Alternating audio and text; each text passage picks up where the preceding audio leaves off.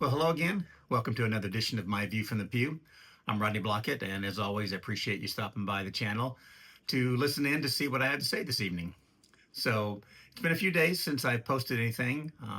11 days, as my daughter's texted me tonight to let me know.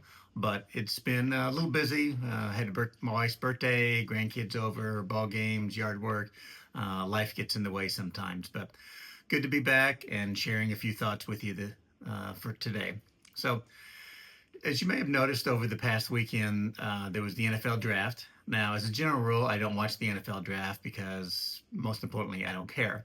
But the topic of conversation, as everyone knows, was the Shedeur Sanders and where he's going to be picked at, and the whole circus that comes along with the Deion Sanders show that you've seen play out over the last 2 to 4 years, really, going up to this. And really, the interesting part that I gathered from all of it was all the people who are supposedly the predictors, or they know all about what is going to be happening as far as the draft picks and who's going to be number one and who's going to be number two and who goes in what round. All those were kind of blown out of the water a little bit, and it was really of almost like it can't imagine, or how should I put this? There's no way in their minds they could be wrong. And it kind of came across the whole weekend of, well, this can't be right. I mean, I predicted this person to be in number three. Well, this can't be right because this person is much better than that person in my prediction.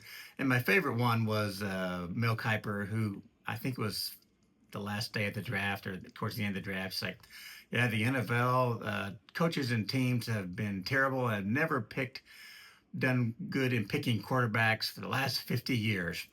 And I'm thinking to myself, all these people, if you look back, who are predicting who is going to be the number one draft pick, or who should go where, or what quarterback is fit perfect with what team, none of them have played football at all in their lives. They've always been announcers, they've always been broadcasters, they've always been reporters, prognosticators. And so somehow we've built up this whole thing in our minds, especially with the NFL, with the draft, whether that be football, basketball, baseball, anything that goes on there, is that somehow the people who don't play have figured out, I've got all the rule, I've got the what's the word I'm looking for? I know more than them because I just watch a lot of games. I see a lot of what's going on.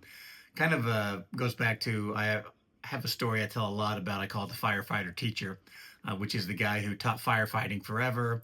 He taught it at this college level. He taught it to firemen all over the country about how to fight fires and what the things to do. But had this huge fire in town, and they needed every available person. And then when they got him, he came out there and he didn't really know what to do because he had fought fire. He taught about firefighting, but he'd never actually done it himself to know what he was supposed to do. And I think the same thing a little bit with this, and really on all of us when we're watching sports, when we're watching elections, when we're watching any of that. It's like, yeah, this is who I predict is going to happen here, or my team. You know, as you can tell from my office here, I have a lot of Chiefs and Royals and things, and we all kind of have a bond that we think we have with the teams, even though the teams could care less about us. They just want our money.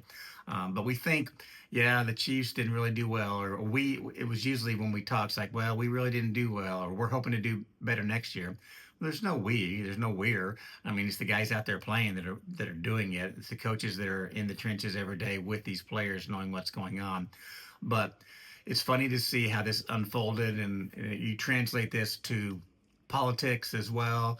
This is what I think should happen. If you look at the last elections, several different elections, well, our analysts say this is what should happen, or we predicted that this person is going to win in a landslide, and that's not the case, or it's going to be close, and that's not the case, or this person should be number one, and that's not the case, because we all have this feeling that we know so much more than people that are actually doing that are actually playing the football game, that are actually in the NBA, that are actually the coaches. So it's kind of the title of the video, as you can tell, is it possible that we're not as smart as we think we are? And it could be very possible that although we like watching football and we like watching sports, and we look on the TV and we know all about whoever's going to run for president or Congress or senator or whatever, we all know that. But at the end of the day, is it possible that maybe we don't know what we're talking about, because we're not really talking with the people who are in the trenches and then knowing what's going on. So I know this is going to play over and over again, both in elections every 2 years, every year on some of them, every year on the draft, that we all think we know what's going to happen. But, my advice was, maybe take a step back, talk to the people who are actually in the field, that actually in the practices. Look at some of the interviews on YouTube with former players that kind of talk about, well, here's the real process that goes on as far as the draft is concerned, and when these players get to training camp and what they go through, and the preparation and the evaluations that are done there, and maybe keep the predictors at bay, knowing that if you look at the records for a lot of these guys for both the NFL draft and politics, the records haven't been that good as far as what they actually know. But we know a lot about what they don't know. So don't be in that boat. So is it possible that we don't know, we're not as smart as we think we are? Could be. So my recommendation today is just go with what you know.